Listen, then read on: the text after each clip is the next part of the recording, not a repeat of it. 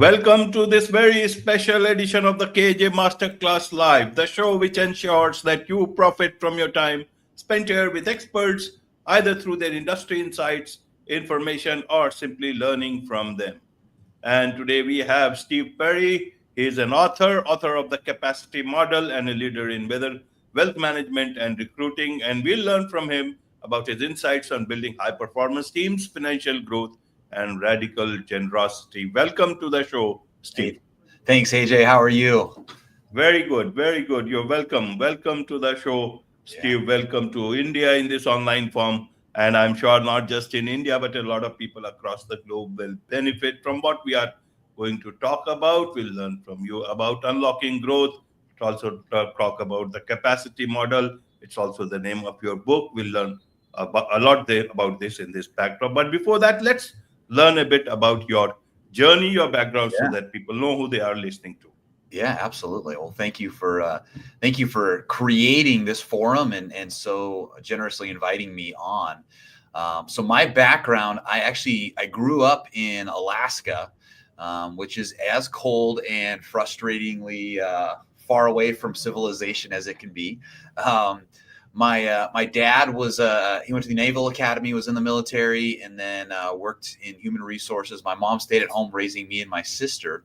And I would say we grew up in a little bit below, middle class family.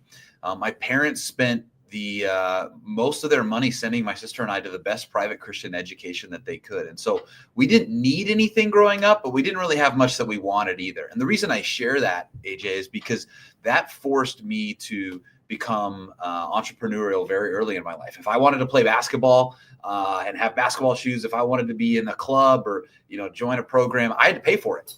And so I started my first company when I was 15 years old, which I used to pay through high school and college.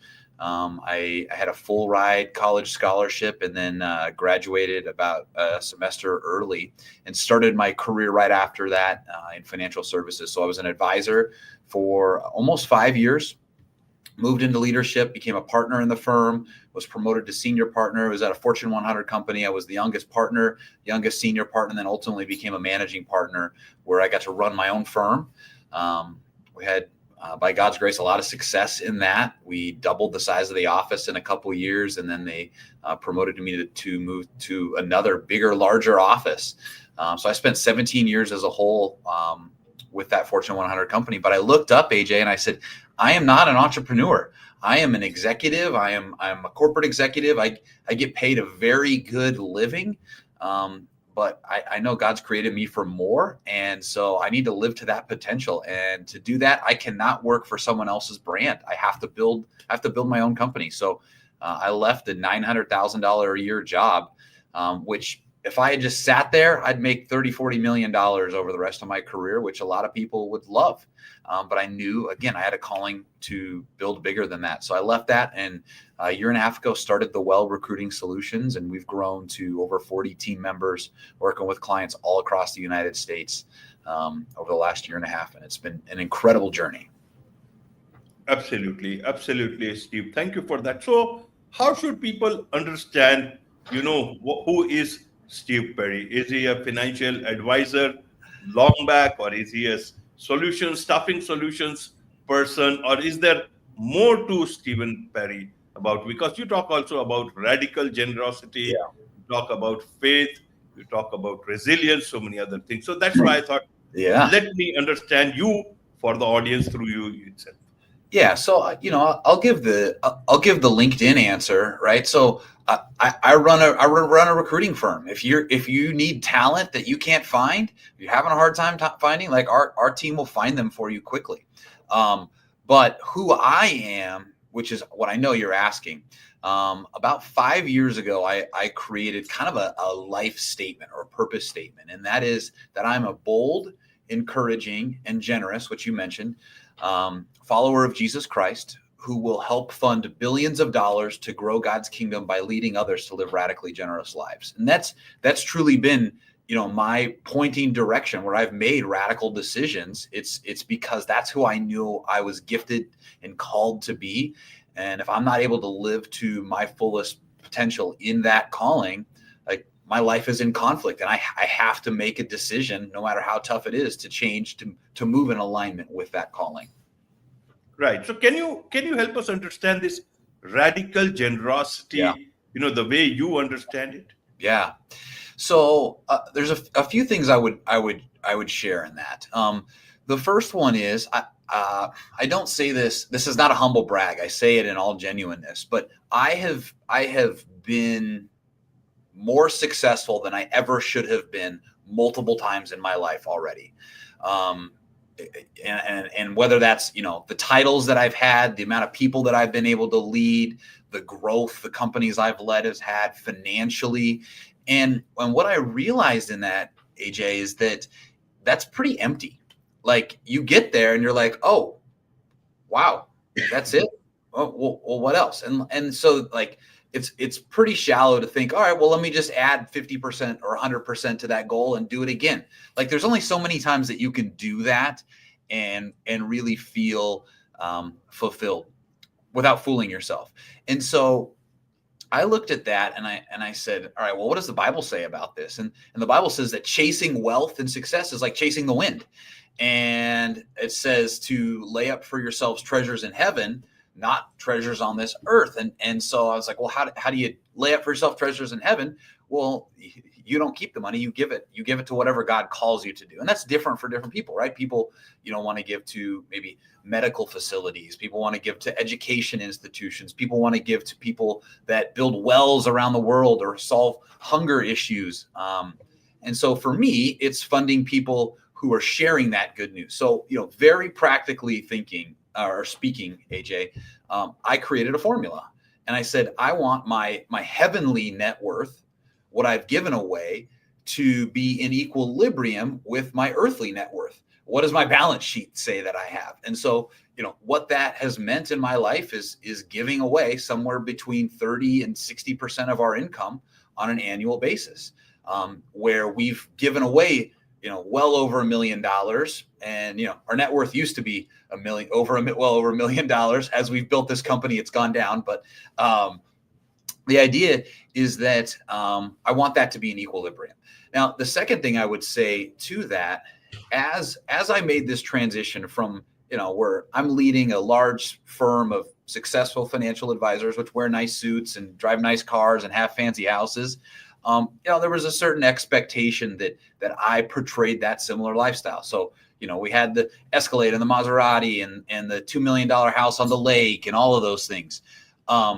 When we moved into startup mode, which our company, I've bootstrapped, there's no outside investments. I haven't taken a paycheck from it for the last 15 months, right? So we got rid of that lifestyle. We sold the houses. We sold the cars. We moved into a rental. This is the first time I've worn a suit in probably a year. And the only reason I'm doing that is because my daughter has her first playoff basketball game today that I'm coaching. And so I wanted to wear that for them for the special day. But we simplified our life so much, AJ, and where on my tax balance sheet last year, I lost on paper a lot of money. We were still able to give tens of thousands of dollars away just because that's the heart that we have. And that's what we do it for. That's what gives me joy. And that's what I know my calling is. And so to my second point there is, like, a simplified life is just as rewarding. It feels so much lighter, so much easier to do the things that you need to do without all these overhead and expenses and this keeping up with the Joneses, that it makes generosity that much easier as well. Absolutely, absolutely. Well said. Simplicity looks very simple, but it can be tough to do it. And when you do it, you really understand that, simplicity is the best way to go. Ultimately, you talk about empowering leaders, and so that they can create a lasting impact. Who are these leaders that you talk about? How do you know these are the leaders who will create lasting impact? Nowadays, a lot of questions are rising, over leaders themselves in every aspect of our life. Business also, with the great resignation, quite quitting, still very much on. Yeah. So I believe, there's a lot of cliches around it, right? People don't quit a job, they quit a leader. I think there's nothing more exponentially powerful than the ability to replicate yourself through other people and then helping them live to their potential. So it takes a lot of things. One of the things it takes is humility, right? You can't want or need the praise, right? Like a good leader, right, defers all the praise and takes all of the criticism. And I think that today people, especially the generation that's grown up in this digital era, and there's so much interacting like you and I are doing over a computer screen versus, in person, they're hungry for, if they can have a relationship for a mentor, someone that they can look up to, that can give them guidance, give them shortcuts, create something to emulate that they feel is worthwhile, and have a physical representation of that. I feel like that's what leadership is. And then, you get to the end of the day, really the end of your life, and you look back and it's like, what are the lives of the people that I led look like? Did I do it for my own gain so I could get more titles and more success and promotions, and maybe to be able to give away more things? Or did I empower them and help them to rise up and do the same thing, and then lead others to do that? And so, I've had the privilege of bringing people in from the ground floor in financial advisory firms, where they're literally only licensed to sell life insurance, and they're going to their friends and family and having difficult conversations about life insurance, and seen and helped them develop into full-fledged financial advisors, promoted them into leadership positions where now they were recruiting and building their own team of advisors. And then ultimately the company saw their talent and their performance and promoted them to where they're now running their own entire firms and winning national trophies. And so being able to look back and seeing those things, even when I'm not there anymore, it is just a really cool feeling knowing. Absolutely. Let's learn from your book now. Yeah. The capacity model. So tell us a bit about this inspiration, writing a book. Normally one can get so busy in the things that you have been doing that book can be the last thing on your mind. But how did you get inspired to write a book? Yeah, great. Thanks for asking that. Most people don't ask that question, and there is a story behind it. So I shared my first office that I was at, where I was the managing partner. I was 30 years old. I got there. There were 40 advisors. Within 2 years, we had grown to almost 100 advisors. AJ, our prayer every morning as a team was, Lord, help us be so successful that we can't help but point to you as that source of success. And frankly, he did. And I can't do anything but give him honor and glory for that. But what that did was it created capacity. It created margin where things were just running. We had a great leadership team. And so I kind of had time to like, I need to do something, take a big step. And so is that getting an advanced degree, right? Is it, I don't know what it was. And so the idea, my coach said, well, have you thought about writing a book? And I was like, I have. He's like, maybe now's the time. So I started it. And then shortly after I started the book, AJ, is when my company said, hey, will you move and take over this bigger region? And so we moved our family to Minnesota. We took over that region, and the book kind of got put on hold. And a handful of months later, COVID hit. And so everyone got sent home, and we were doing this, all day long. And this, you can only do so many of these in a day. I know you probably do a lot. I do a lot. But, when you hit 6, 7, 8, 9, 10 of these, you're done. And you need something else to do. So it gave me more margin and capacity to finish this book. And so that's what I did. Absolutely. That's what you did. But what is this capacity model all about? Is it about human capacity, our mental capacity? Yeah. What capacity are you talking about? It's a nice name. I want to understand it in the way you understand it. Yep. It's fancy. It's intriguing. It makes you, what is he talking about? So the premise of the book, and I open up and talk about it, I say, stress is a gift. It's like, stress? Are we talking about the same kind of stress? How can stress be a gift, right? And it's easy. You ask anyone, hey, who's experienced stress? And everyone raises their hand, right? Who's experienced stress today? Everybody raises their hand. Well, the next part of that is I say that stress is a gift because it's life telling you it's time to grow. You can't handle any more of what's happening, so you need to grow your capacity. And so I define capacity as the amount of life that you can handle thrown at you up until the point where you begin to say, I'm stressed out. And so your capacity, AJ, is built on 3 pillars.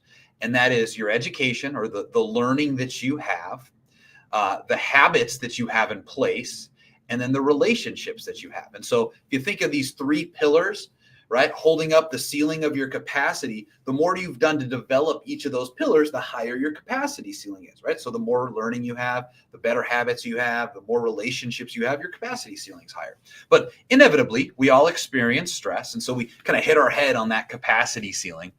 And we know we've done it because we say, hey, I'm stressed out. And you've got 2 choices when you experience that stress. The first choice is to go through that cycle of breakdown. And I use the example of marriage, right? We've all had stress in our marriage, right? Arguments or, disagreements, communication isn't going well. And so when you feel that stress, you could go down the breakdown cycle, which says, step 1 is to be disappointed, right, in the situation. Like, hey, my spouse isn't doing this for me, or this isn't how I thought this was going to work out. And if we stay in that for too long, step 2 is disillusionment. You start thinking, why did I get married to this person in the first place? Like, what? Like, they're never going to change. It's always going to be terrible like this. And then ultimately, if you stay in that for too long, you go to step 3, which is the idea of greener pastures, which, by the way, I've shared this when I was in India. I shared this with several groups. They said greener pastures is a term you can use there too. And all that means is, like, you look at your neighbor's lawn and like, oh, that's greener. So you leave where you are and you go over. So in that example, you get divorced. But the problem is, AJ, you never increased your capacity. So it's at the same level. So you start dating again, you get married again, and the same problems are going to cause stress again because you never worked to grow the capacity. It was greener pastures were okay for a season because you re-entered the cycle under your capacity, but soon you're going to get there again. The alternative, instead of going down that breakdown cycle, is to have a breakthrough. And a breakthrough is done by proactively identifying, in this situation, using marriage, for example, do I need to learn more about how to have a good marriage, right? I need more education. Do I need some habits in communicating with my wife, going on dates more often, writing her letter, getting flat, whatever. Or do we need a relationship? Do we need a counselor? Do we need a mentor to come in and help us in developing this? Each of those 3 things could be solutions to grow one of those pillars and increase your capacity ceiling, which would then get rid of the stress in that scenario. So that's the book in a nutshell. Absolutely. So who is this book for, and how does how do you deal with this capacity? How can I increase my capacity? People talk about that there is a limit to our capacity. How do you tell them that no, there is not a limit? This is where you can expand it. Yeah, so everyone's limit is way beyond what they can even fathom, right? But you're not going to get anywhere close there. Like, capacity is gained by little incremental changes. It's not like you're not taking quantum leaps in that. And you look back a year, 5 years, 10 years from now, and you say, "Wow, I never even believed. I didn't think I had that capacity." So, to your point there, you're 100% right. Like, everyone's capacity, it's theoretically it's fixed, but the fixed level it's at is way beyond where you could ever dream that it would be. And so the book, I don't want to say it's for everyone. I've like talked to kids, students, CEOs, sales teams, business. Like, I've talked across the board on this topic. It certainly is written from the bent of a business owner or a business entrepreneurial minded person. Sales, certainly, that kind of mentality, the professional development world, people who are typically working in that. But I mean, we've done it in nonprofits. It's been taught in prisons. Like, it's been taught a lot of different places. And so the application, although in the book, a lot of examples are business examples and financial and entrepreneurial, the application is universal. Absolutely. There's much to learn from you about all these things, Steve. And I'm sure a lot of people would want to connect with you, learn more from you, about you, and also want to get hold of your book. What's the best way for them to do so? Yeah, so the book's on Amazon. It's, Kindle, paperback, Audible, all of the above. And then I'm on LinkedIn a lot. So I do a lot of stuff on LinkedIn. Steve Perry, The Well Recruiting Solutions. I'm not very hard to find. I don't have as many followers as you. So I see you're just about to crack 10,000, which is amazing. Congratulations. We're still working on that, but I'm very active on LinkedIn. Love connecting with people on there. And, the last thing I would say, from a business standpoint, if someone happens to be needing talent for their organization, if they go to hirethewell.com, you don't have to hire us, but I've got a nice little freebie on there, hirethewell.com. It's 10 of the most creative interview questions that you can ask to make sure you get the right hire every single time. Absolutely. Wonderful. With this, it's a wrap on this very special edition of the KJ Masterclass Live. Thank you so much indeed for joining us. My pleasure.